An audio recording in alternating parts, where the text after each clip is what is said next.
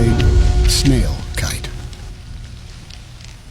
The curve of the kite's bill perfectly matches the spiral of the shell.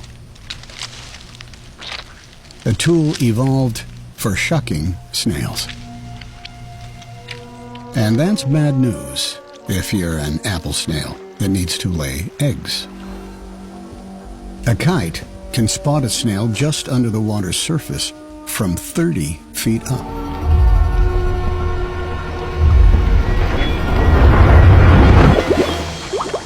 Apple snails do have an escape plan. Back to square one. But kites don't hunt after dark, so nightfall gives an opportunity. She's climbing a blade of sawgrass. Before sunrise, she must lay dozens of eggs.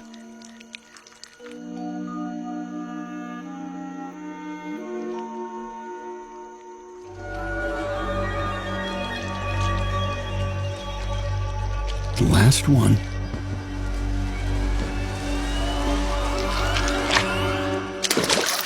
Mission accomplished.